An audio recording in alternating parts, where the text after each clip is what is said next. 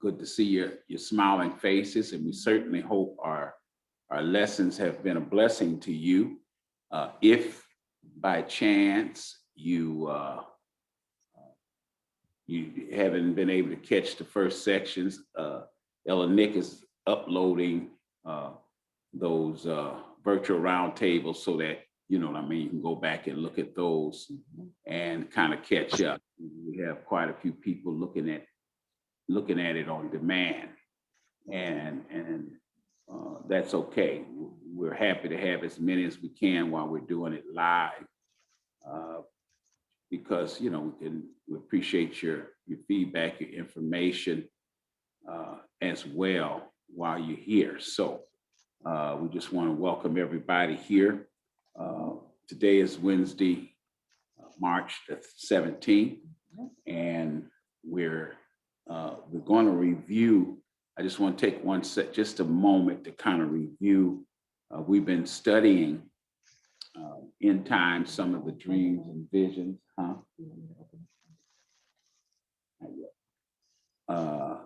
We've been studying the dreams and visions. You can put that on there. I'm going to share a screen so that we can, and I'm going to ask Lady Vivian to put the image, the metallic image up, just so we can look at it.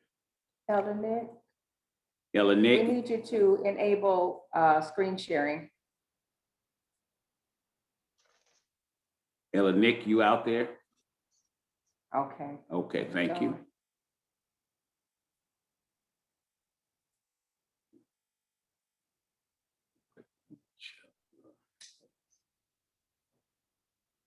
But we've been looking at the dreams and visions of King Nebuchadnezzar, as well as and studying the visions and dreams of Daniel. And those dreams and visions we've been reviewing current events of his day, and then also things to come. Most of the things that we're looking at have already taken place, but the best part is yet to be fulfilled fully or completely. And our hope and prayer is that our study of these end time prophecies and things would provide each of you a deeper insight into what to expect in the future, and so that we can have our own personal testimonies like Daniel had his own personal testimony. Daniel, if you read the book of Daniel, we've been focusing on chapters, I've been asking you to read chapters 1 through 7, and you'll find that Daniel boasted that he served a great God. And he talked about it. He said his name was blessed. He bragged on him and said he was a God of wisdom and might, and all power belonged to him. And I think that's important for us to understand when we live in a culture or an environment that may not line up with the things that we're used to. And he went on to say that he changes times and seasons. And in other words, God is interactive in human affairs. He changes times and seasons. That's why we should allow him to be sovereign in our own lives, in our own minds, because God can change things. He can adjust things, and he does that all the time. And one of the things Daniel talked about was that he removes kings, he sets up kings, he brings nations up to the forefront, and he deals with them. So God deals in the affairs of man.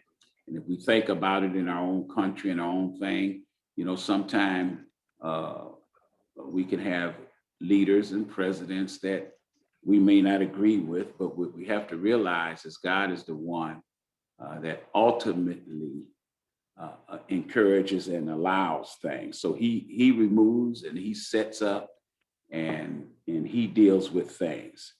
And the good news Daniel talked about, Daniel said he gives wisdom and knowledge to those of understanding and discerning hearts. And, James, we read in the book of James, he said, if any man lack wisdom, let him what? Ask.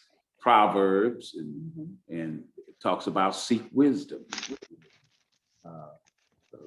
seek understanding. Then scripture also says understanding is the principal thing or the main thing. So, but God gives wisdom, but he only gives it to those that have a heart to receive it. God is not going to just pour himself on anything. And then Daniel added that he reveals deep secrets, hidden things. And God is able to do those things. He knows what lies in the darkness. He knows what lieth ahead for each of us. And nothing surprises him. He's aware of everything. And then Daniel recognized the fact that he's light, and in him dwells light, and there's no darkness in him, and he dwells with light. So Daniel had his own testimony. We need our own testimony, our own praise, and that comes through experience. I want to just ask you to put up the image of the spread chart, the big chart. And I just want to put this image up again for those of you that haven't copied and pasted this chart. And I just want you to look at this chart again. And if you noticed in our studies, we've already went over the first kingdom of Daniel's metallic vision. And if you look at this head here, I'm asked Lady Singleton to draw a circle around the gold head. And if you look at this head and all the way down to the winged lion, the head was the vision that God gave the king, King Nebuchadnezzar, and the winged lion was a vision that God, and a dream that God gave Daniel later on. And both of those things are speaking about the same kingdom, which is the Babylonian kingdom or the Babylonian Empire. And it was an autocracy that eventually became weak towards its end. And this metallic image represented the Babylonian kingdom, and the winged lion represented the Babylonian kingdom. And remember, God told Nebuchadnezzar, when through Daniel's interpretation of the dream, Daniel told the king, he said, "You are the head of gold. God made you king of kings," and he spread out. And then God gave Daniel, after Nebuchadnezzar was done, a dream of the winged lion, and he was reinforcing what he already showed Nebuchadnezzar. And the winged lion represented the strength of the kingdom of Babylon. And the wings represent the swiftness of that kingdom. And certainly, you remember, we watched that winged lion until his wings were plucked, which spoke of his demise. So we kind of went over that kingdom, and I don't want to review the whole thing all together. But in between that, we didn't speak of these, but Daniel also had the king also had some other dreams besides the metallic image. He had a dream of a large tree. He had a dream of a beast heart that was part of that. You all remember when Nebuchadnezzar the kingdom was stripped from him, and he was driven into the woods to eat like an animal because of his pride and because of his disregard of God. And so he had a dream of that, and Daniel had to come and interpret that for him. where he revealed to him and showed how his fall because of his attitude. After the interpreting of the gold head, then the king decided to set up a gold image and demanded that everyone bow to that image, which was an indication of his disrespect, because after Daniel had revealed the dream, he said out of his own mouth that there's no God like the God of Daniel. Mm-hmm. So the Babylonian kingdom came to an end, not while Nebuchadnezzar was living, but his son and then his grandson ended the kingdom in their own way. And then we talked about you have another color, you could do that. We talked about so we talked about the head of gold and the winged lion, and which represented the Babylonian kingdom. And then the second kingdom was the silver breast and arms.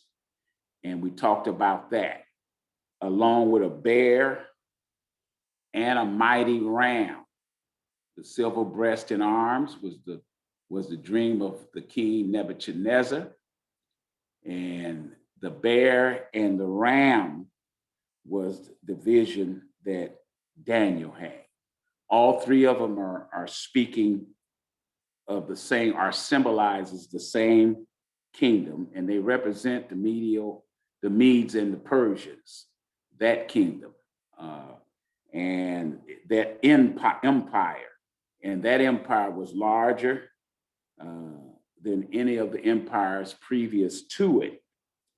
And it was notable for establishing a centralized bureaucracy. Under the Babylonian kingdom, it was autocratic, it was autocracy. Under the Medes and Persian Empire, that was larger, it had a centralized bureaucracy with kings of kings, where the ruler was considered a king of kings, ruling through governors and over provinces and things like that. So it was just a little slightly different, where the provinces had considerable autonomy to make decisions about things.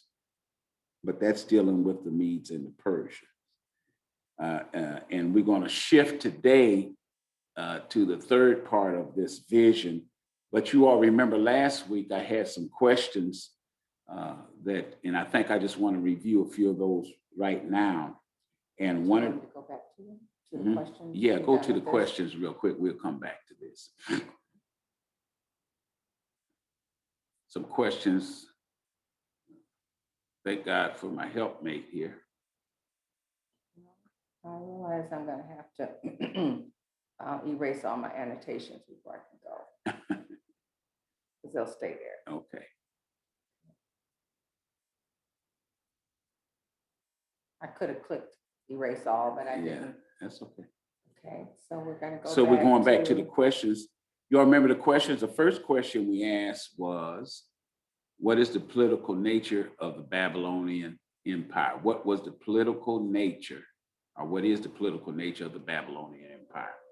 Someone mentioned it last week. Anyone want to just mention that, just to make sure we're getting it? What's the political nature of the Babylonian Empire? Autocracy. Okay. I just mentioned that, right? So what does autocracy mean? Ruled by one person, the king. Has absolute power, right? Right. And this is important to remember, because as we move through these and we get to the part that really relates to where we are today, it's important to remember the nature of these kingdoms, because it'll say something to you. I think it'll speak to you.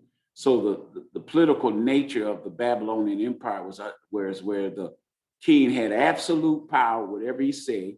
And you remember, he talked about the fiery furnace, we talked about the den of lions, so forth and so on, where whatever he decided that was the case. And then the king even got manipulated by haters of Daniel and them. You remember, they started falsely and accusing them, trying to set them up, things like that. Okay, so thank you for that. The second question was, what characteristics of the kingdom do you feel led to its demise? Anyone want to, you got anybody want to try that? Or led to its decline? Turning away from God, Okay. worshiping idols. Uh-huh. You know, the golden image, you remember the golden image that Nebuchadnezzar set up? Even after God had used Daniel to reveal the meaning of the dream, and he declared that there's no God like the God of Daniel. And then after that, he got the big head, and because he said, "You are that gold head," and he set up a golden statue, right? So he walked. So one of the things, turn away from God, pride, disregard, even after knowing, right? Anybody else? Anybody else? Any other characteristics? Anybody can think of any other characteristics? So if you read the chapters 1 through 7, you would have heard some other things in there. Whoopsies. Okay. I mean, it was things like iniquity mentioned, lack of mercy on the poor. They praised false gods. Idolatry.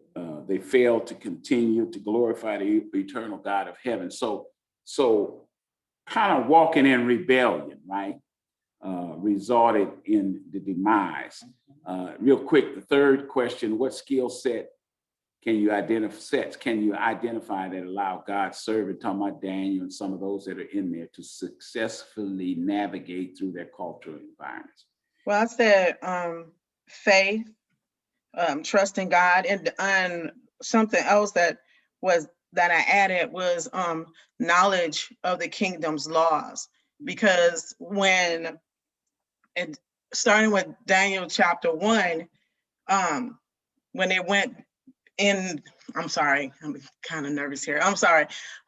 When they were put in the eunuch's house, the king had set up the table for them to eat of the king's meat. But Daniel, Shadrach, Meshach, and Abednego had the diet that they were supposed to eat, being children of Israel. And so they went to the head of the eunuchs to ask them if they could just eat their specific diet. And he said, "Are you trying to get me killed? If I let you do this and you lose weight or you look gaunt, I'm the one that's basically going to suffer." And Daniel said, "Look, give me 10 days. That's all I'm asking, just 10 days. And if we lose weight, if we don't look like we're healthy, then we'll eat of the king's meat." Right. And so he gave them the 10 days. And in that 10 days, they looked healthier and fatter than the ones who were eating of the king's meat. That was one way that they navigated the rules that was set up and said, "Okay, give us an opportunity to do this. We understand the rules, but if you give us an opportunity, we will adhere to the rules if it doesn't work." So, And then in the second one, when chapter 2, when Daniel when they were given a dream, because all the other, I can't dream, what do you call them? I can't call them soothsayers, but the other wise men could not interpret the dream. Nebuchadnezzar was going to have them killed. And Daniel was like, "What's going on?" He didn't know. He wasn't at the meeting. And he asked the guard, "What's going on?" And the guard told him, and they went back to Shadrach, Meshach, and Abednego, and they all prayed. When God revealed Daniel the dream, he went back to the guard and said, "Look, don't kill them. Take me before the king. I'll reveal the dream." So they navigated through the rules and regulations and the laws. Even when a mandate was set, they navigated it in order and said, "Look, you don't have to do this. take me before the king, because they had already been before the king. They had already obtained favor. The guards knew this. So he was able to easily, you know, everything had been set in place by them adhering to the laws and regulations of that land. Absolutely. So what I They hear, obtained favor. Can I say, is that the same thing? There we go. Yep. you pulled it off. You must have really went in there and started studying. Because what I hear you saying, Yes. you know, a lot of the things I have jotted down under that question, I started off saying they weren't just there, they had wisdom. Mhm. Sometimes we think we can represent the kingdom Right. any old kind of way, Mm. you know, and demand things. They Mhm. walked in wisdom and they walked in knowledge, right? Yes. So you said they knew and understand Yeah. the rules and regulation of the kingdom they were in. And then the scripture puts it like this: they purposed in their own hearts. Mhm. See, one of the attributes that I really think is a powerful attribute to have when we're in a culture or environment or a system that challenges us is we have to purpose in our own hearts. So we have to do it ourselves. Sometimes we spend too much time following the crowd and waiting on somebody else, but Daniel and them purposed in their own heart, and they walked in humility. They didn't say, I serve the God of heaven and I don't have to eat that stuff. Daniel said, listen, just test us out 10 days. If it doesn't work, we'll go ahead and eat the stuff you have, right? But they trusted their God and said, if our God don't want us to eat it, he'll make a way. So they walked in humility. They didn't walk in pride. And then they supported each other. You know, they went to the furnace together. They prayed together. Let's seek the throne and ask God for mercy and all of those type of things. So they supported each other. And then you'll notice a pattern. They went through distress, but every time they went through distress, after that, they were blessed. Sometimes we want to be blessed without the stress. So what it should tell us that a lot of time before God bless us, he takes us through stuff. And sometimes the stuff we go through, we think is going to kill. I know we're going to talk about the dream, but I just wanted to ask those questions and make sure we were getting something off. And then another thing, this is the last thing I want to mention. See, because when you're in an environment like that, you're going to have haters. You're going to have fault finders. You're going to have false accusers.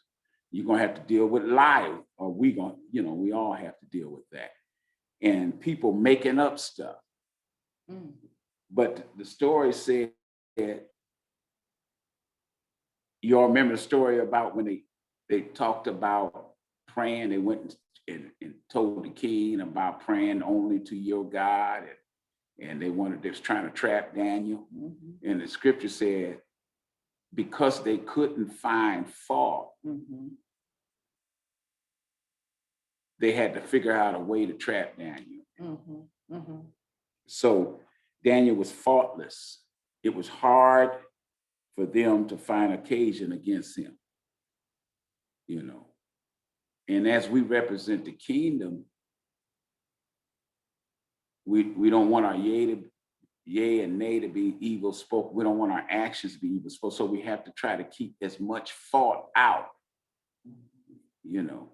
And that's what we have a problem in our society today with celebrity teachers and preachers and stuff, especially when you have some that have so much smoke on their life. Lord have mercy. Until it's easy to find fault. Yes. It doesn't mean that all of us don't have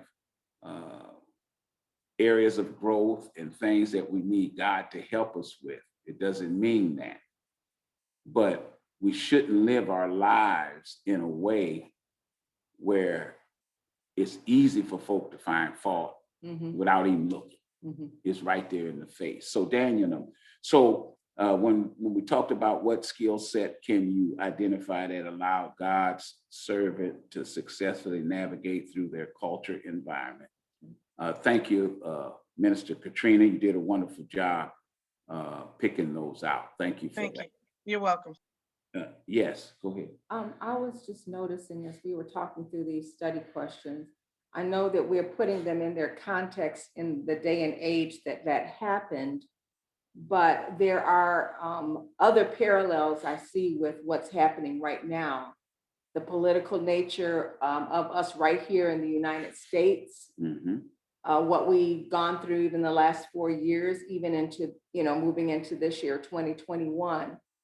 Some of the characteristics that have led to our decline, even as a nation, it's the same characteristics. We're playing them out again. And then when we talk about, I think it's so critical though, when we talk about the skill set that identifies us and allows God's servants to successfully navigate through this cultural environment. You've been preaching and teaching quite a bit about the cultural shift that we're in, and how important it is for us to be aware of and wise to how we navigate through the cultural environment. And I feel like when we talk about Daniel, when we talk about the 3 Hebrew boys who were with Daniel, that right there, they are examples for us of how to navigate through the shifting culture. Because they were in a shifting culture. It was moving and moving. They were changing kings and stuff just as frequently as we change presidents, and so I think that it's really critical for us to make that analogy and that alignment of how important it is to know what happened with God's people in the midst of everything that was happening. Right. So thank you. Good point. So we have to think about what does that mean for us in our day? Yeah. And what can we glean from this to Yes. make us better kingdom citizens, Yes. et cetera, in our environment. Wisdom, so that's an excellent knowledge point. of God's word. Right. Faith. I think that was the first thing that she said was faith. Right. It's like, wow. Right. Good point. Now let's move to the third section of our lesson. Go back to that one, the large chart. And I want you to circle your back. Yeah, the one you just passed it. Yeah, I'm so sorry. I'm gonna go all the way back here. Right down there. Right here. Yeah. I want to look at the third section here, which deals with the brass, bronze, belly, and thigh. And she's going to circle that. It's the brass, bronze, belly, right? And thighs. And the thigh. Yeah. I think I got it. Well, I missed something down here. yeah, it should have been down there. Sorry. And went around that the next one, which is very similar. And that's found in chapter 2. That was Nebuchadnezzar's dream.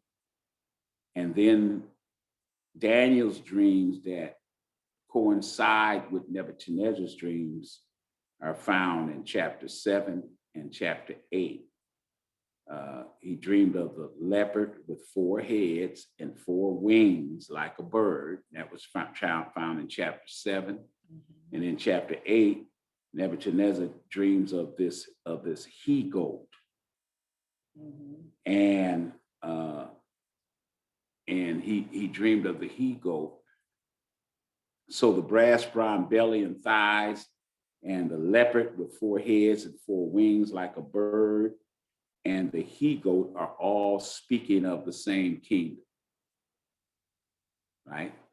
So it's really right in here. You see where it's right here. Doing what I wanted. Yeah.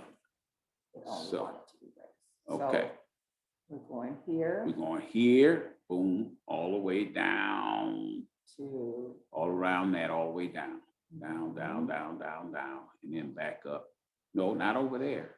uh-oh. Up there. All Okay, right. and then back. And then the thighs, I'm trying to get the thigh. That's right, right up under the skirt, not the legs. Okay. But anyhow, this. I'm doing it way over here. Way let- over- Let's read a couple of scriptures. Let's go to Daniel chapter 2. I just want to read verse 32 and 39, just to kind of bring in Daniel's vision. And I mean, this is the king's dream. and I can actually go to the slides that actually have it clear, that picture, if you want me to. Okay, You wanna do that? no, well, not yet. Okay, But all yeah. right. So this is the king's dream. You reading it? This image's head was of fine gold, Mhm. his breast and his arms of silver, his belly and his thighs of brass. So this was, he talked about the head of gold, then he talked about the breast silver, but the part we're focusing on today, it's belly and thighs of Mhm. bronze. Brass. Or brass is the Yes. same thing. Oh, Brass and bronze Okay. are the Gotcha. same thing. Okay. Now, the interpretation of this is found in Daniel's 2 and 39. Get 2:39. Okay. Mhm. And after thee So- shall, Daniel's giving the interpretation right here. verse 39, and after thee shall arise another kingdom inferior to thee, And that was the one we talked about last week. and another third kingdom of brass, And this is the one we're talking about today. which shall bear rule over all the earth. So you notice what it says about this third kingdom. One of the characteristics of this third kingdom is that it's going to bear rule Mhm. over all of the earth. Okay. Now let's compare that to Daniel's dream Mhm. found in chapter 7. I just want to read one verse there right now. In chapter 7, Mhm. what verse? Verse 6. Okay. After this I beheld, and lo, another like a leopard, which had upon the back of it 4 wings of a fowl. Mhm. The breast had also 4 heads, and dominion was given to it. I have an So- image for that, Bishop. Okay, you can go ahead. Okay. So it gives a good visual of it. Okay. We looked at the arms and the ram. Mhm. Did we talk about the sheep goat yet? No. Okay. We're getting Alright, there. I'm getting there. Put the thing on the side and probably go right to it. I can't put it on this, put this on the side. I can't. No, I'm talking, remember last time we had it right here. This, We had all the things over here. oh, then you're not showing the PowerPoint. Okay, go ahead. So So what she's trying to this do, is the belly and this is thighs the of belly and brass. the thighs. Mhm. And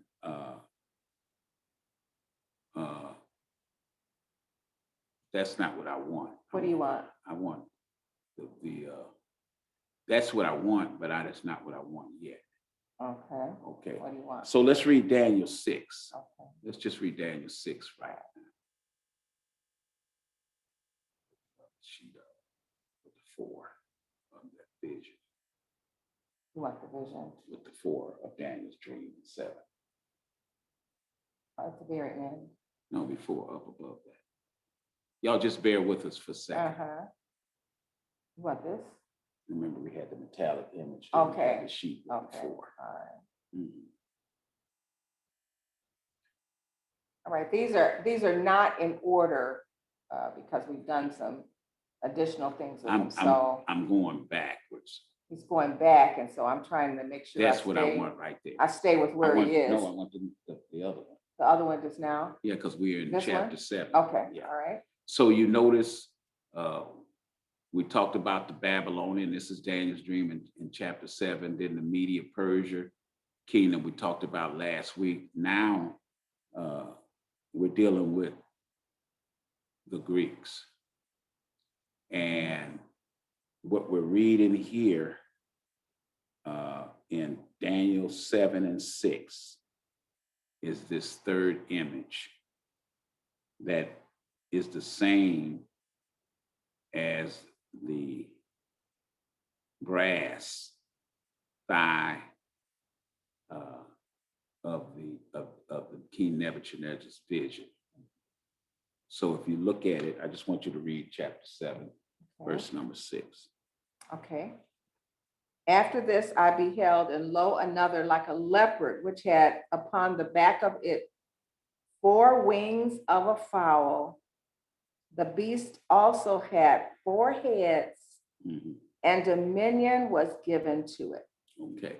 So you remember when we read it in Daniel chapter 2, the king's vision, it said he was given dominion and he ruled the whole earth.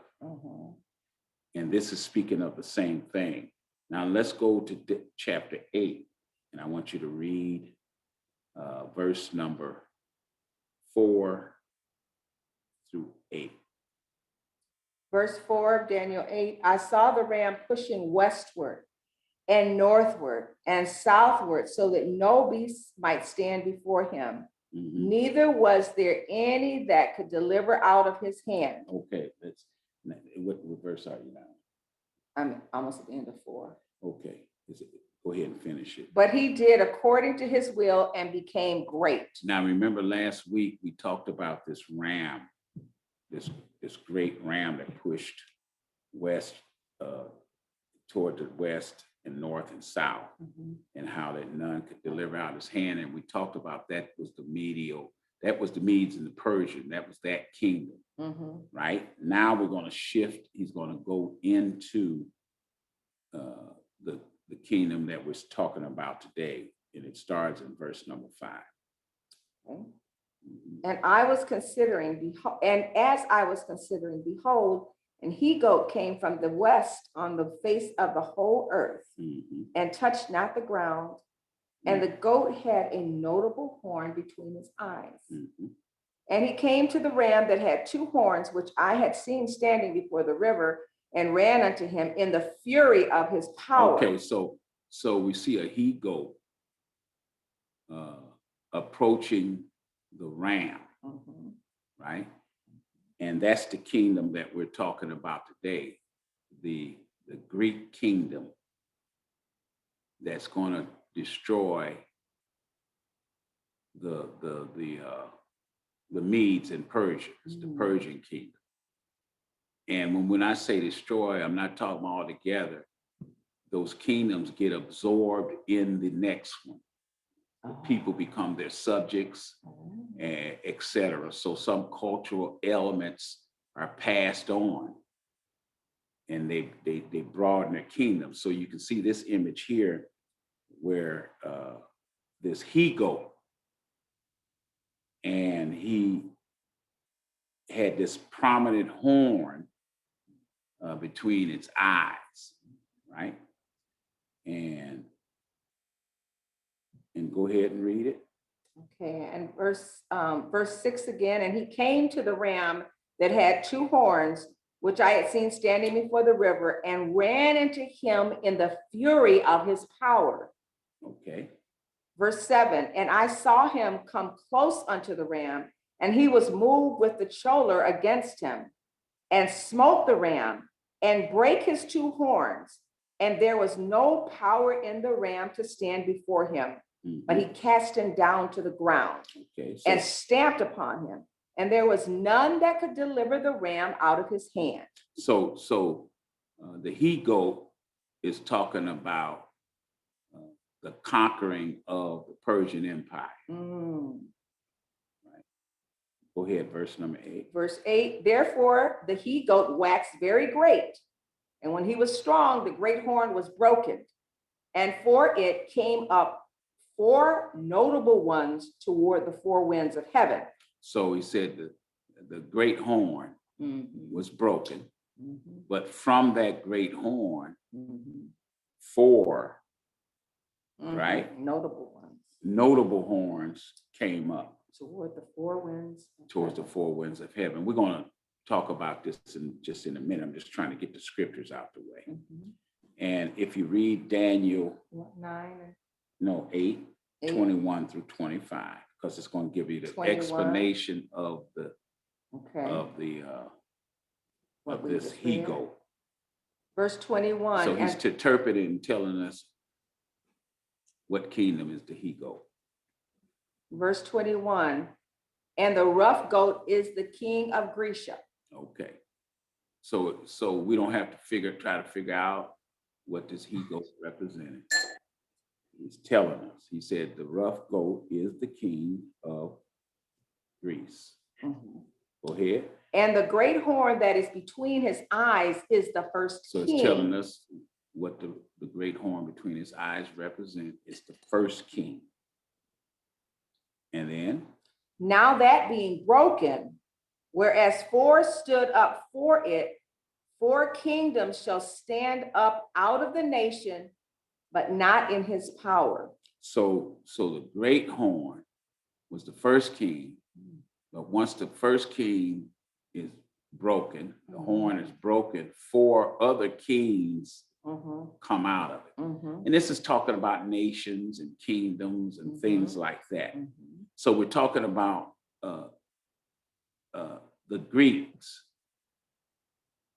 and we're talking about the kings that are part of the Greeks. And I want you to just read 23, but I want you to, when you read it, and I'm trying to take my time because I'm trying to help us to understand that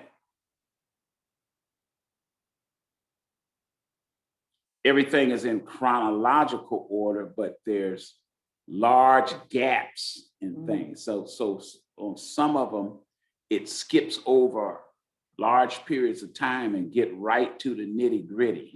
So when you read the 23 of chapter 8, it's talking about in the latter part of the empire, talking about the Grecian Empire.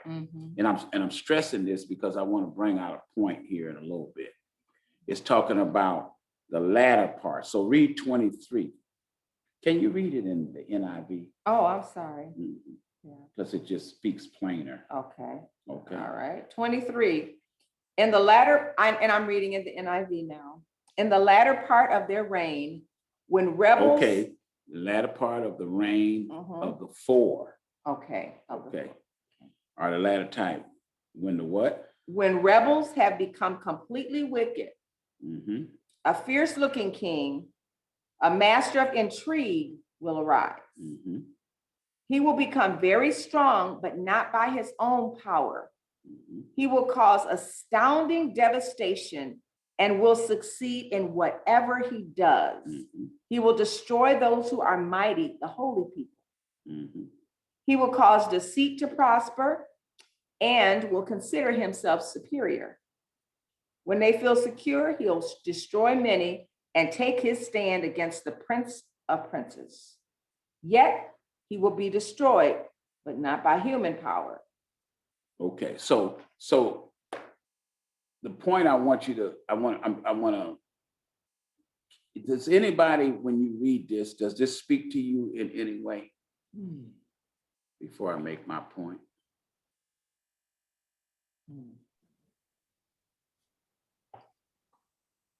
Anybody? What do you mean when you say speak to us anyway? When you look at 23, it says in the latter part of their reign, when the rebels have become completely wicked. So it starts off talking about the rough goat or the shaggy goat is the king of Greece, right? And it's not trying to give us a detail who's after the first king and the next king and the next, but it's talking about eternal things that are bigger than just the kingdom as we know it right there. So then in 23, it says in the latter part of their reign, when rebels have become completely wicked, fierce-looking king, a master of intrigue, will arise. He will become very strong, but not by his own power. So when we talk about the Antichrist, we know that he's going to be operating under the influence of the great dragon and the serpent. Okay, so you have to really listen when you start looking. He said, but not by his own power. And we're reading in the NIV right now. Then it says he will cause astounding devastation, and he will succeed in whatever he does. I don't know if you all remember when we started off earlier talking about that man of sin. Remember in Matthew 24, when they asked Jesus, when shall these things be? And Jesus told them that day shall not come except the abomination spoken by Daniel, the prophet, is in his place. So he's going to succeed in whatever he does. He's going to destroy those who are mighty, even the holy people. Lord have mercy. Right? And then he's going to cause deceit to prosper. And he will consider himself superior. And when they feel secure, he will destroy many and take his stand against the prince of princes. Now, I was talking about Jesus Christ. Well, I just want you to stick into your mind, Just trying to- because the way I want you to approach this study, I want you to use your own mind. I'm giving you the scripture and the structure, but you have to use your own mind and your own insight, because he's going to go against the prince of princes. Yet he will be destroyed, but not by human power. Are you follow me? So Bishop, yes, go ahead. it sounds like to me, this is, I see a spirit of the Antichrist Yes, being, and that's the point. Yes. right, unleashed in Yes. the earth, not totally destroyed at this point, but he's making his maneuvers. Okay. See, and I want to bring out a point here. See, because this third kingdom symbolized the Grecian Empire, right? But the Grecian Empire is actually the start of Western civilization.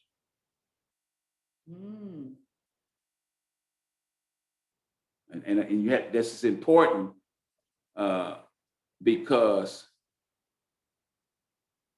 we're part of Western civilization. The United States, Europe, all these nations.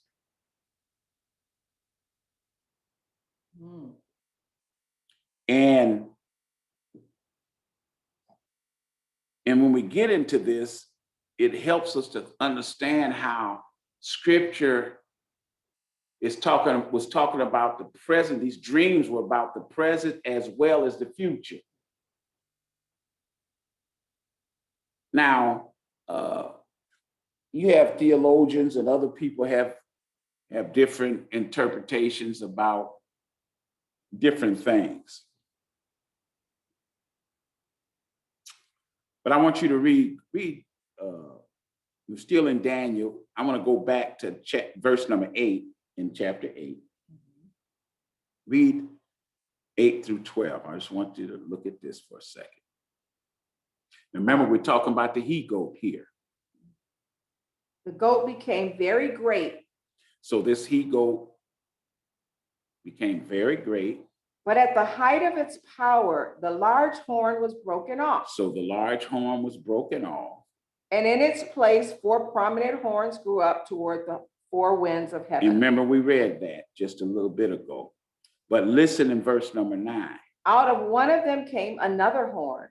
So out of one of them, the 4, Came another horn. Which started small. Small. But grew in power to the south and to the east and toward the beautiful land. Talking about the Holy Land. It grew until it reached the host of the heavens. So it grew until it reached the host of heavens. Now, I'm just trying to expand our thinking. Don't draw any conclusions yet. I'm just trying to expand our thinking. Think about the heavens.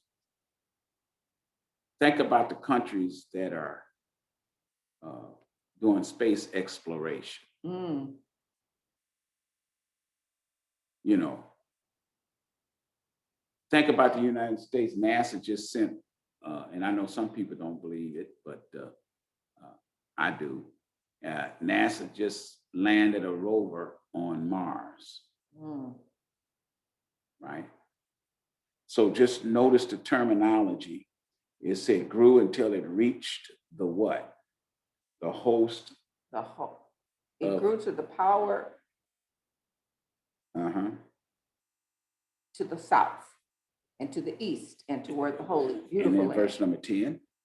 It grew until it reached the host of the heavens, and it threw some of the starry host down to the earth Mhm, and trampled on them. mhm.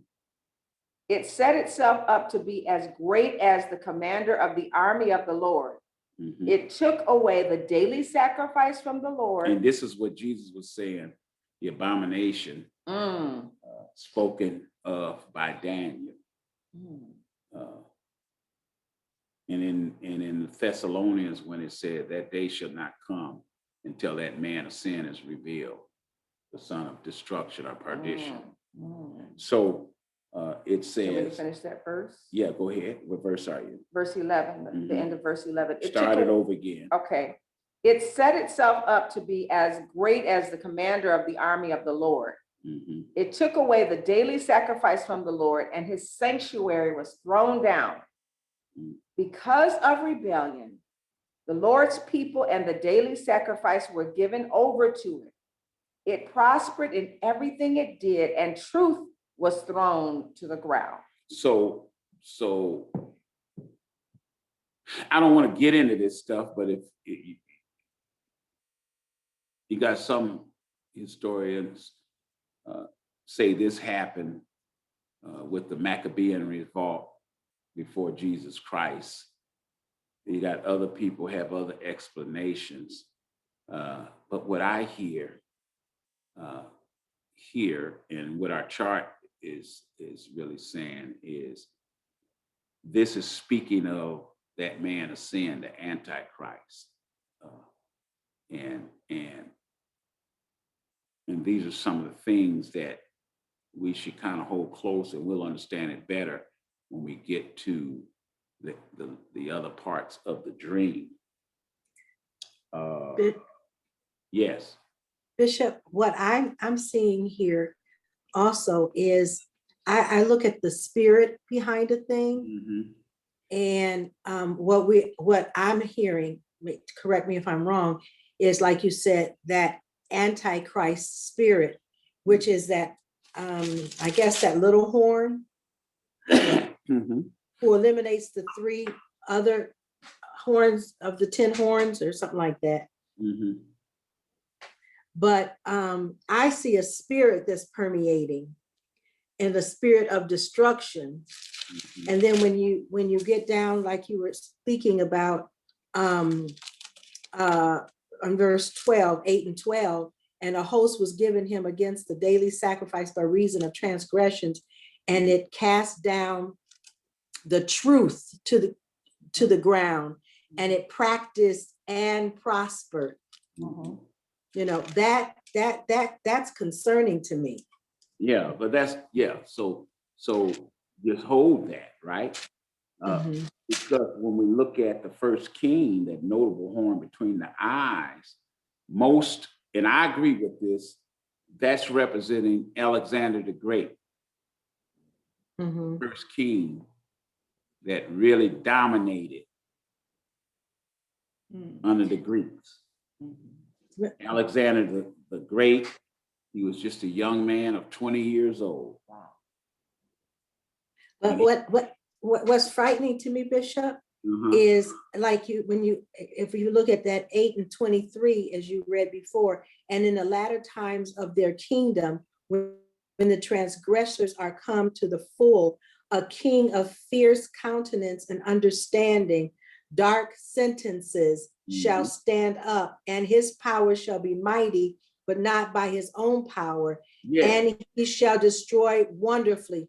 So I'm seeing here, spirits don't die. Mhm. Spirits don't die. Mhm. So I'm seeing, I see what he's saying. It's almost like this is the beginning. He's showing us the beginning of something, but it's Yeah. going to get worse. Yes, it's gonna get worse. Mhm. but we're still talking about the same kingdom. Right. Even though it's over time, it's still there. So that's the reason why, remember, I said the Grecian Empire really is the foundation of Western civilization.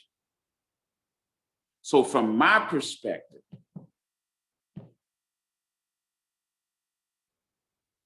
from Alexander the Great and the things he did, he was setting in place Western culture that's still alive even today, even though we got another kingdom that's going to come out of Western culture.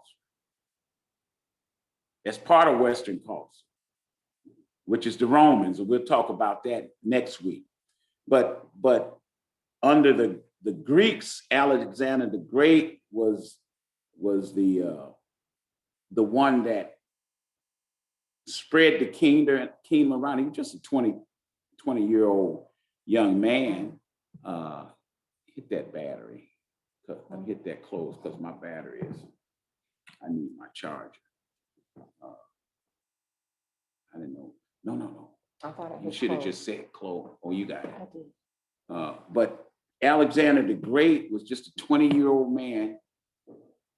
And he died, I think, right around when he was 32 or 3, somewhere around there. So in one decade, he conquered from Greece. He conquered areas all across. He had territories. He conquered Babylon, Persia, Israel, India, all of those things until he had the greatest in territory. What I mean is, when Alexander the Great got through, he had the largest territory. The empire, the Greek Empire, was larger than any of them. Right? And then remember, we read in Daniel's vision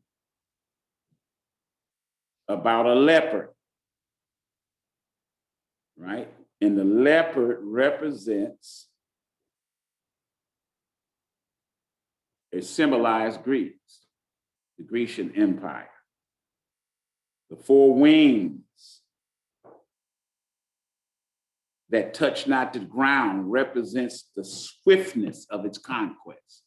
I mean, think about it. In 11 or 12 years, he conquered all of those kingdoms in just 11, 12 years. In great kingdoms, that was pretty swift. The 4 heads that came up after he died represents 4 divisions of the empire after his death, right? After that notable horn was broken. Because he died a young man. So after his death, the territories he had conquered was divided into 4 parts. But we're still talking about Western civilization. Let me share some of the seeds in the Greek or Hellenic civilization. Here we talk about Hellenistic civilization because the Greeks laid the foundation to Western civilization. And what I mean by Western civilization, I'm talking about a civilization that drew from older civilizations like the Babylonians and others, that because it conquered all those places. And it drew from Egypt, it conquered Egypt, and it drew from them techniques in writing, forms of literature, style of architecture, mathematics, medicine, methods of trades. So Western civilization carried all of these things. And eventually it was the people of this Western civilization were Nordics and Alpine people from Northern Europe, speaking of Indo-European language. So we know that Western civilization has to do with Europe and the folks that come up from up north in those areas over there. Nordic people. They had a strong devotion to liberty. They wouldn't allow, under this empire, they wouldn't allow anybody to be an autocratic ruler where they yield to them. I don't know if you all remember, the 300, some of you all watched that, of Spartans. And in the Western in the Greek world, you had two dominant city-states. It was city-states all over there, but you had two dominant city-states. One was Athens, the other one was Sparta. And they were two different things. You read your history books and it tells you all this, but they wouldn't allow anybody to dominate them. They had a devotion to freedom. Sounds kind of like us, doesn't it? They had a strong belief in human achievement. You see that still going on today, don't you? Mhm. Self-actualization. They glorified man as the most important creatures in the universe. They were egotists who served for the fulfillment of the self.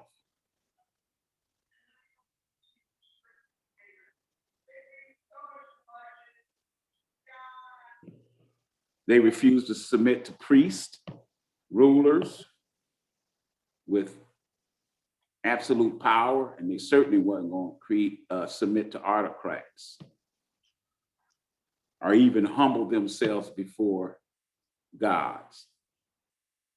For them, gods were just it wasn't about right and wrong, heaven or hell.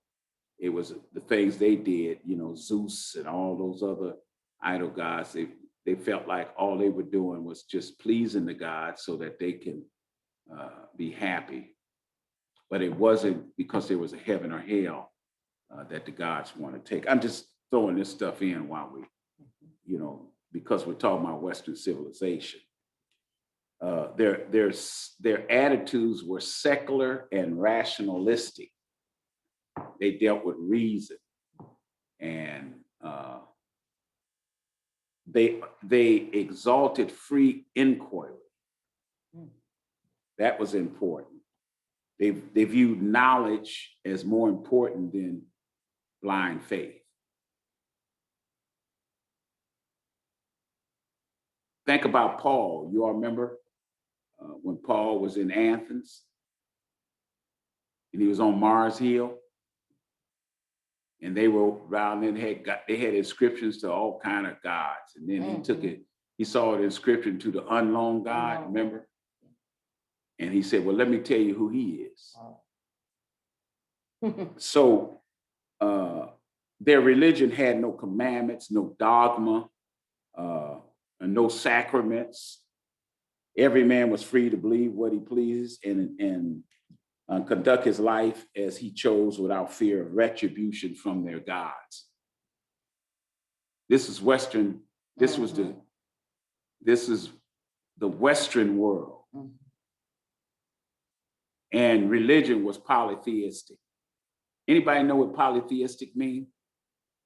Because I'm using big words, I just want to make sure. Yes. What is it? It's the ability to serve all different types of gods. Okay, all right. And I kind of wanted to say something too, because I know even like with the Greeks, they ushered in democrata or democracy. Democracy. Yeah, so they are the ones that came up with that. Yeah. And the Romans were the ones that actually seen that through Senate. Exactly. The called out, and the Senate was actually the called out ones. That was a church. Mm-hmm. Yeah, so it's very interesting to see all this stuff still being instituted, like in our society today, how we're just as connected to that same thought, that same line of thought. And we think a lot like the Greeks do and just don't even know it because we haven't educated ourselves. because we're part of Western civilization. Mhm. Our nation, Mhm. the nations of Israel, of Europe and all those places, Western civilization. Even the early Greeks, before Alexander the Great, they had a dark age between 1100 and 800 BC. Mhm. And most of the written records and all those things were lost during that time. But towards the end of the Dark Age, they start finding artifacts that begin to appear around the Aegean Sea. And that's over there in Asia Minor, over there in Greece, in that area, near Europe.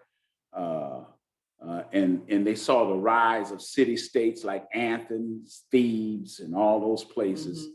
And what it was, in city-state is individual states, but they're connected with each other under the Greek word. Remember, they had all the Greek games and in the Colosseums and things. That's how they kept them together, so they didn't have to kill each other. But they had a lot of wars, a lot of things that took place. So as we speak to this kingdom here that symbolized the Greek Empire, it's really the start of Western civilization. So the way I approach this, even though the dreams are talking about, and it's telling us about this, if you go back to Daniel's dream, go back to the statue of Daniel. I want to make this point, then I'm gonna open it up for any feedback or comment. But I want to, the mass thing, the metallic image, but I want you to look at this metallic image of go back to that.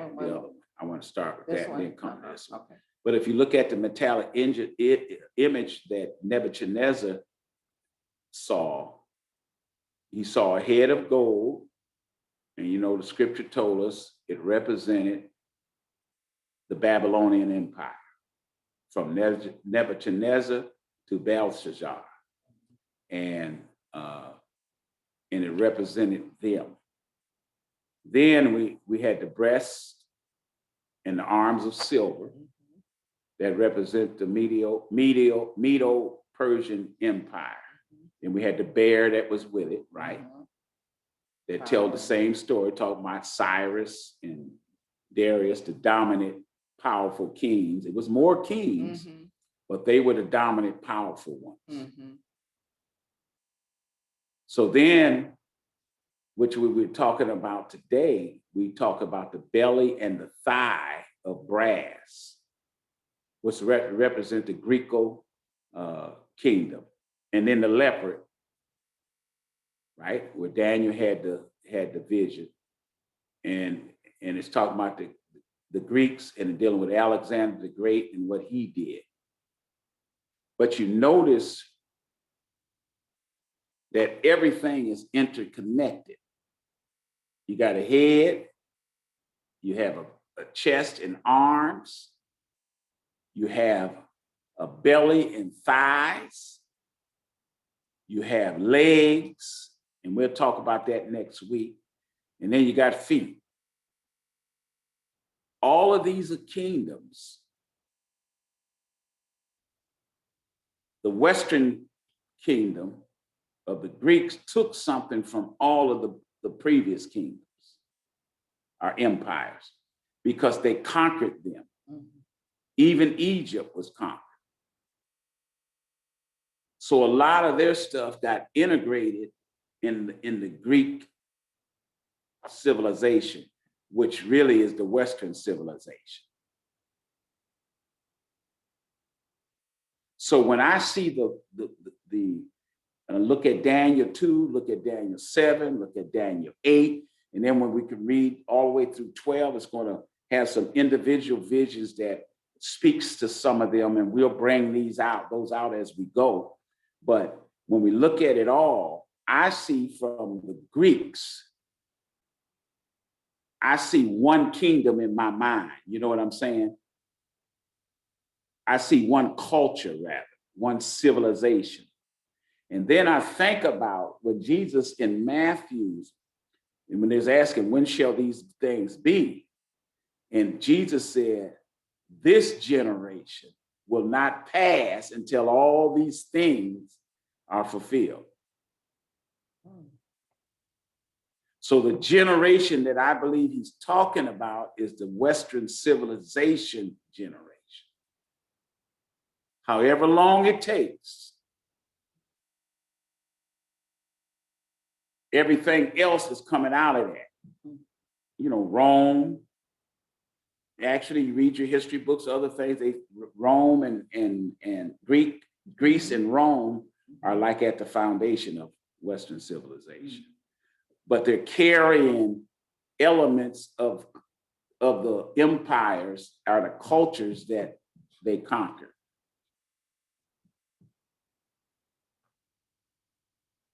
So you look at it, then it gets down to the legs, and then the feet and toes broken up, you know, weakened. Now go to the image, the other image. One. Yeah, go to that other image. Right here. Right. So you look at this one: Babylon, Persia, Media Persia, Greece, and then Rome. This is Daniel's vision. So I want to take a little more time connecting, you know, like Rome, the Roman Empire with the Greek Empire, and kind of talk about how Rome is really the child of Greece.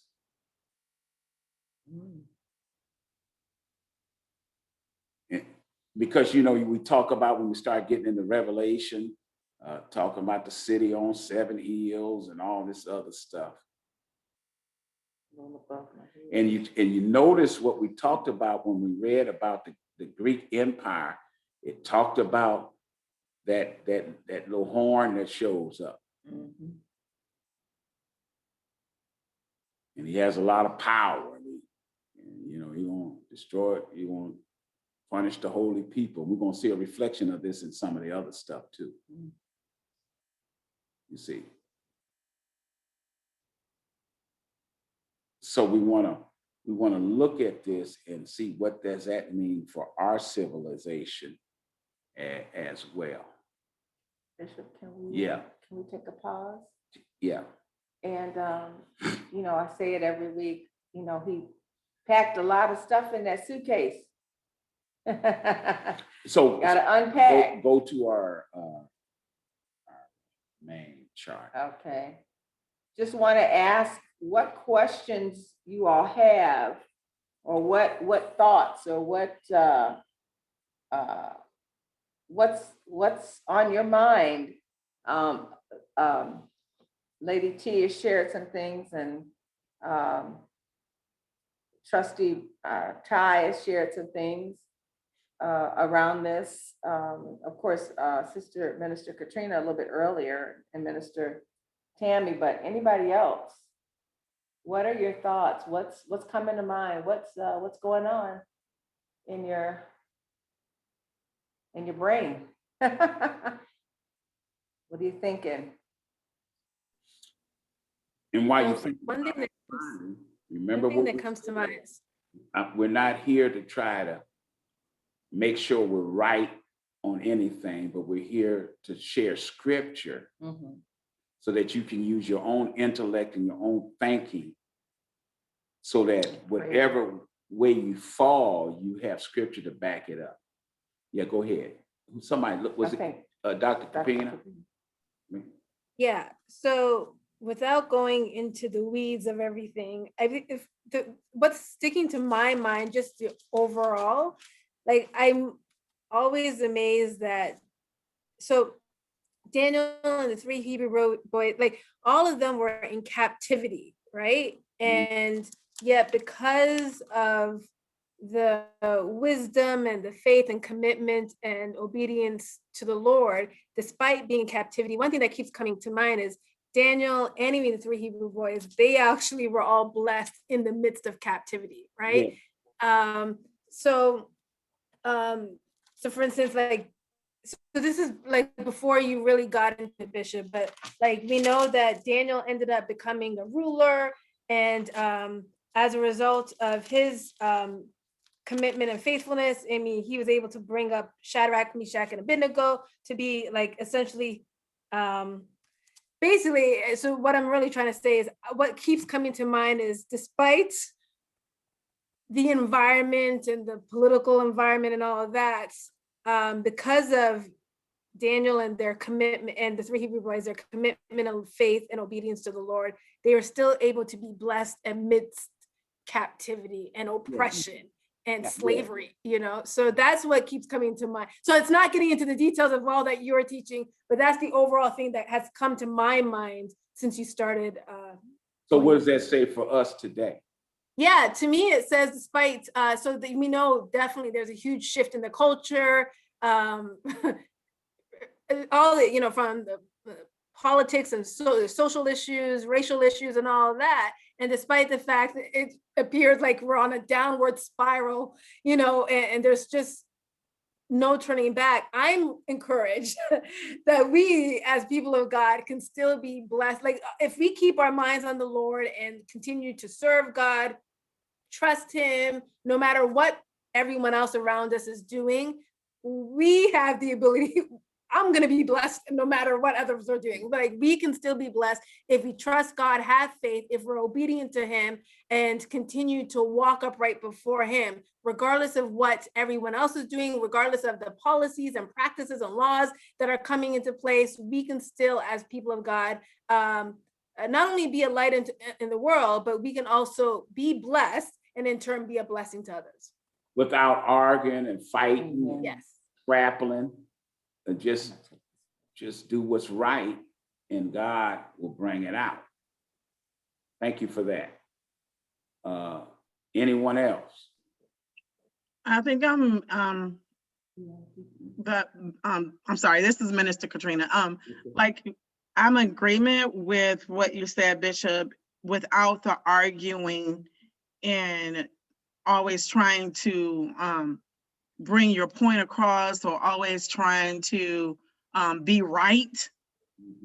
You know, because at the end of the day, basically that's what an argument is. You want to make sure you're right. You want, you know, everybody to listen to you and I'm right. And I don't care what you say. I know I'm right. Let's go to the word because I know I'm right. Without arguing in every instance, even with Elijah and Elisha and, you know, Samson, and they didn't argue. You know, Samson was built for the fight, but even in the midst of the fight, he didn't argue. He just was like, look, what y'all doing is wrong. But instead of me, you know, trying to prove to you that you're wrong, if you bring your soldiers up against me, that's when my fight is. Well, that's when I'm supposed to fight. We are all set up in different situations, even to the most smallest situation. And I go up with me. There was a lady downtown and she was just, oh my God, she was crying and my heart went out to her. And at first I passed her, you know, because when you go up to people, you don't want to make it seem like you know, oh, my, you know, false compassion. So I was like, I went up to her and I asked her what was going on. Is she okay? You know, and she just poured out her heart. She was just talking. And I just, you know, at that time, and it was sincere, I gave her what she needed so that she can get on the bus and go wherever she needed to go. We don't have to argue when the Lord put us in certain situations or in place to be an example, as he did with Daniel and Shadrach, Meshach, and Abednego, Elijah, Elisha. We're put in situations to make a difference. And like you said, Bishop, we don't have to argue. And we learned this all about Daniel. Every situation that he was putting in, even to the revealing of the visions and dreams that he had, he was put in a situation where he wrote them down, and then he was able to let people know of the dreams and visions. He was able to maneuver and get it in so that it would be written, so that people will know for the future what to look for. This is what I saw. And so I'm sorry, that's what I got. Good. Thank you for that. Anyone else? Excellent. shot. I mean, with the temperature. Anyone else? Anyone else? Praise the Lord. This is Sister Chira. Yeah, praise the Lord, Sister Chira. Praise him. Just looking at the book of Daniel and how he handled those situations with Shadrach and Meshach and the king. And I'm just looking how it relates to us today and how we should handle certain situations, even dealing with the pandemic, and how Daniel he just kept this cool, if you will, and he stayed faithful to God no matter what the situation was. He trusted in God. And you mentioned skill set, the fact that he stayed consistent in prayer. Of course, we're not going to get anywhere unless we stay consistent in prayer and stay faithful to what God is doing. This is a prophetic book, so it lets us know that things are coming, but we have to handle things, by staying faithful to God, staying consistent in prayer, and just trusting him. He'll show us the way. He's faithful to us, and he's not going to leave us without his word. Yes. Thank you for that. Yeah. So everybody's kind of looking at things around the questions that we asked. Yeah, right? yeah. Anybody have any thoughts on One of the things, Pastor, that I have, one thing about Daniel, when God gives you direction, no matter what it looks like, he will always give you a pathway. He will always give you strategic how to do it. Right. And in the midst of it, no matter the oppositions that Daniel faced, he still stood for God. Even in the midst when the lions were all around him that could have consumed him, he was not afraid because of what God had already spoken into his spirit to tell him what to do. Right. Gave direction, and all that he did with him, he gave direction. And so when those lions were there, their mouths were shut. I'm sure he had some fear, but he knew, but God had spoken that he would not be consumed. So he knew that God was going to cover him in that situation. And we as the people of God, when God's in something, he gives direction. He will give us a strategic way how to handle things. Even when the mouth of the enemy is open, he will teach us how to be quiet and strategically go around whatever we have to do. Yes. Yes. And remember the part where it said he purposed in his heart. Yes. Right. And I think when we purpose in our heart, it makes it easier when we have to go through, because you notice a pattern where they went through distress, right? And then blessings came after. They faced difficulties, then they got promoted. So wow. But the key factor in what you're saying is they trusted God. That's right. No matter how difficult it looked. And that's easier said than done. Yeah. Oh. I wanted to throw in the towel a few times, but I had to learn how to trust God, right? And we all can say the same thing. Absolutely. Anybody had any thoughts about the kingdoms, or we talked about the head of gold, the chest of, Yes. and then I was thinking, Minister Tammy, I was thinking about the autopsy or the absolute power. And I'm sorry. Autocracy. Thank you. Power. Yeah. It made me think about a lot of times, not just as a people, but as the US or other countries, but I'm focusing on where I am. We are a lot of times under absolute power. And as the years have been unfolding, it's been blatantly put in our face. Compared to others, we are not who they say we are, or who they think we are, whatever. We just don't count in a lot of instances.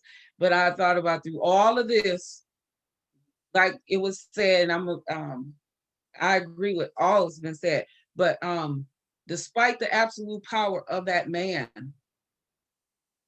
God was there. And at some point in time, that same person had to be humble under the hand of God. And I'm speaking parallel, like if we put this parallel, that's exactly how things are. I do believe that the Bible is given to us, for example, and for us to go on knowing that they went through it, we can go through it, no matter how high or how tall the ceiling or glass ceiling is. God is more in power than the one that's in absolute power. Yes. Now, I'm gonna mention this because I don't want us to see a king ruling by absolute power as necessarily a negative thing. Because I want to ask this question. How is the kingdom of heaven ruled? Absolutely. Yeah, absolute power. Can I interject? Yeah.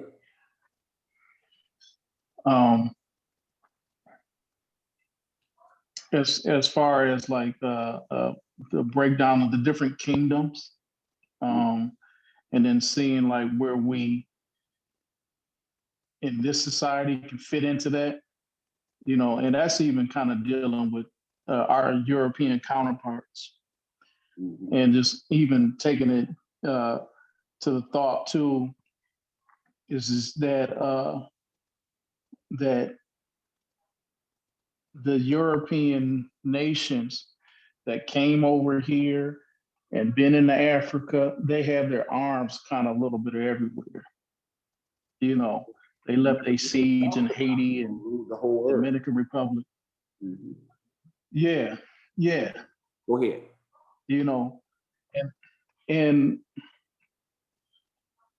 And like kind of what you said with the absolute power of the king.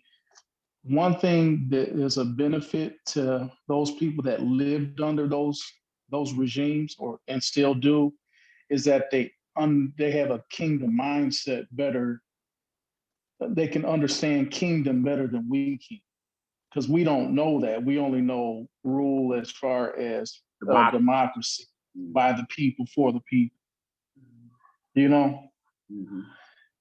And there, like I said, there's a benefit because they also understand that there's a certain way you can approach a king. You don't just go to a king a certain way from demands. You might have needs and stuff like that, but there's a way to get that. And they can be able to pivot that to the kingdom of God as well too. Now he is the righteous king. So, and he's a just king. So he deals with his kingdom is still different from whatever kingdom we have set up here on earth. But I'm looking at how God had given this to Daniel, and then he's kind of given the same thing to John as far as the breakdown. And then, like you said, he revealed it to his disciples in Matthew. I'm just looking at the correlation of everything together, and just trying to see where it all unfolds. Right. And see, and see where we lie in that. Because I can see a connection, but I'm glad you made a point to say that however long that time span is, to not say that the timing is not for the people, but the timing is for the kingdom, for that specific kingdom that it's talking about. Because if not, we can get involved in trying to interpret things that may not be there. Yeah. Right? And when I believe God has given us a big picture through these things so that we can first have an expectation. Second, kind of understand where we're headed and what's going on. Because, and I like your point that you mentioned about if we were in a kingdom with a king that had absolute power and understood how kingdoms work, it would make it easier for us to trust our king, which is God, the King of heaven. Bishop. Yes. You know, as you were speaking about the kingdom, we don't, as he was, Trustee Brown was speaking about the approach of the king, approach as he was stating, and he said that the countries know how to approach the king. As we are the people of God, when we come to God, we come that God has gave us a promise. And we'll go to God begging, doing all those things. But when we go to the throne of grace and realize what we can get from the throne of grace, what we can get from the kingdom and speak the kingdom language, then we're able to proceed to what God has. Right. And as a people of God, we haven't really, honestly, we haven't gotten there. No, Because we're at the end time, we have to be able to know that and do that in order for us to be successful. That's why we're discouraged in a time like this. Right. Because we don't realize the kingdom language, how we can go to the throne of grace and get what we want from God. Right. Because kings take care of their citizens. Kings have armies. Kingdoms have armies that fight for the citizens.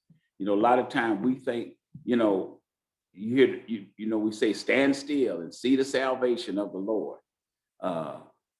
Sometimes we think we're supposed to fight. Only fight we really should be fighting is the good fight of faith. And the good fight of faith is believing that the king got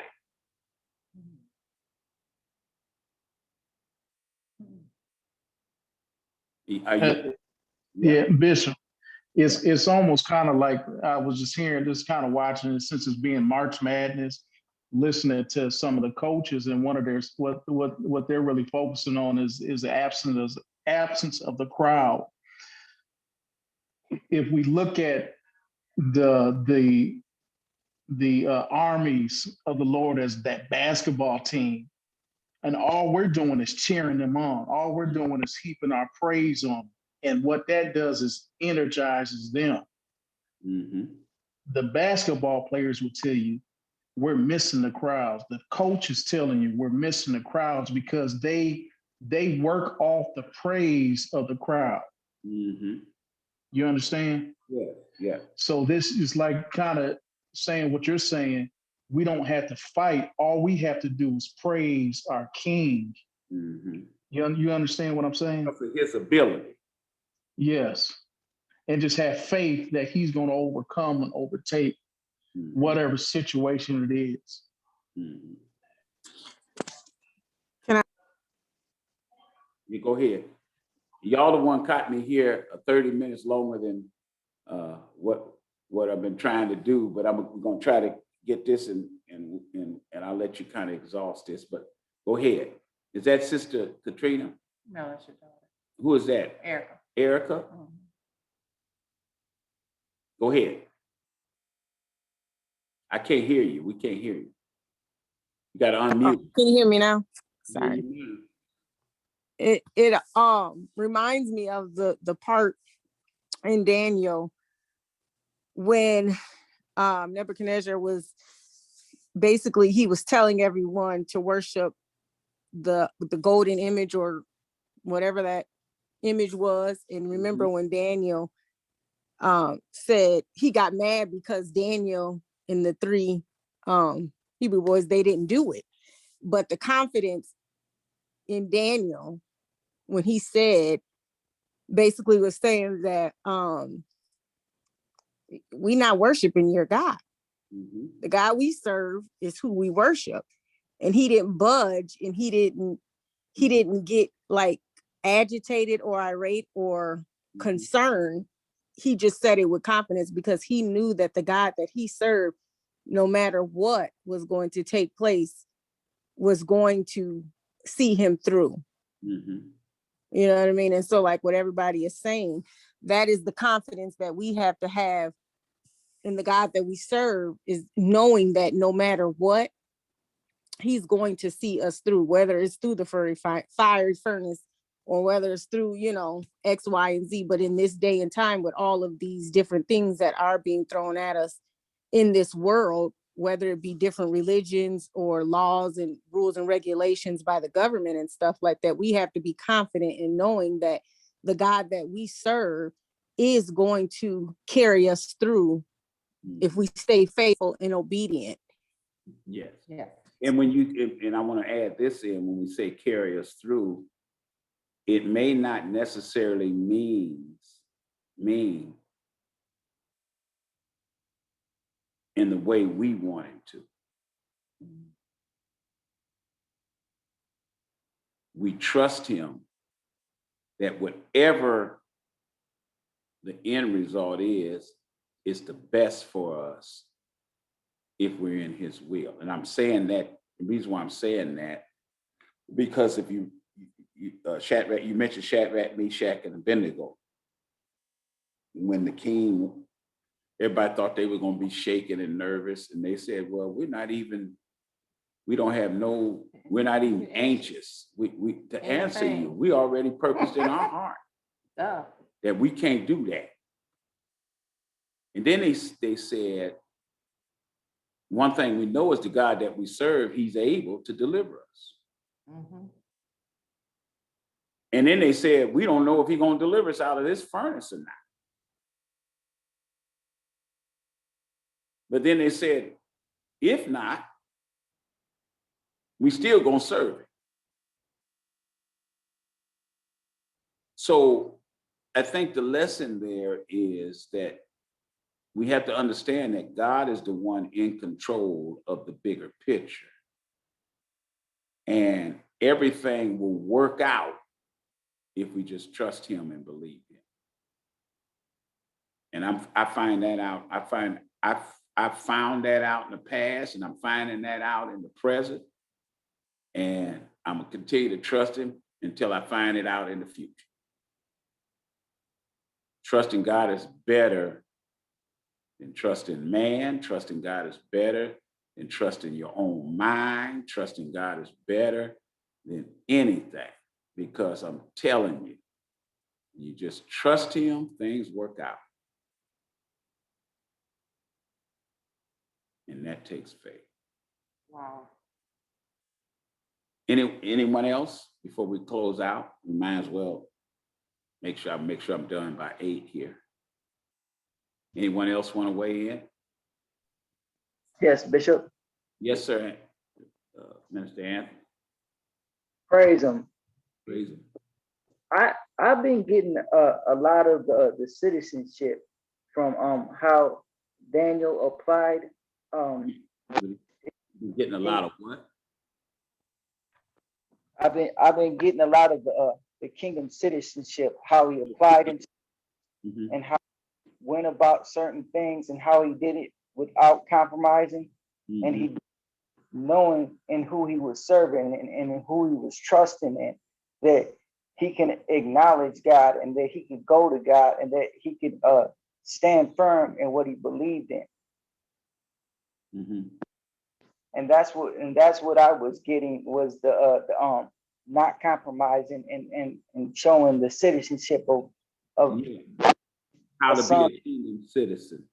Yes. Without compromising and not fear that everything gonna crash and burn because you're not compromising. Yes. And like earlier, that God still yet blesses us in spite of. And right? Yes. And you can be in a and yet be blessed. That's a good feeling. Yes, it is. Yeah. Thank you for that. Anyone else? Okay. I have just a verse of a song. I'm not gonna sing it. I'll encourage you to listen to it if you'd like to. It's a song by Fred Hammond, and the title of the song is "That Ain't Nothing."